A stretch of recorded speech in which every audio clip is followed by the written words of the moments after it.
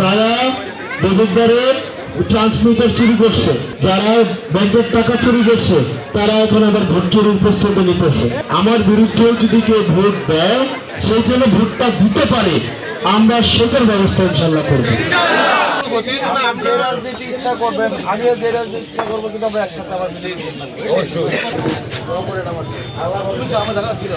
দখল করার প্রস্তুতি নিতেছে, তারা কি দখল করতে পারবে? যারা ভোট চুরির প্রস্তুতি নিতেছে, তারা কি পারবে? কারেন্টের খাম্বা চুরি, তারপরে হচ্ছে আপনার ওই যে না আপনার হচ্ছে দেবিদ্বারে এগুলোর ইতিহাস আছে না? ব্যাংক ঋণ খেলাপি এগুলো আছে না? আছে কিনা? দেবিদ্বারে আছে তো এইসবের ইতিহাস আছে না?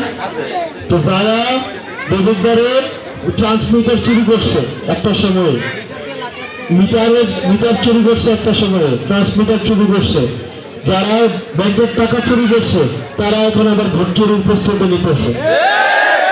নিতেছে না? আমরা কি ভোট চুরি হতে দিব?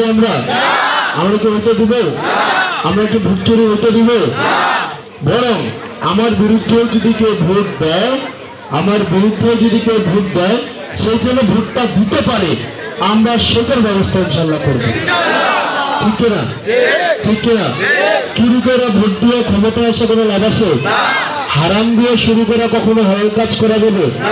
সেই জন্য আপনাদের কাছে অনুরোধ থাকবে, যারা দুর্নীতি করছে অতীতে, দেবিদ্বারের বিভিন্ন মামলা, মিটার মামলা, এই মামলা, যে মামলায় তারা জড়িত ছিল,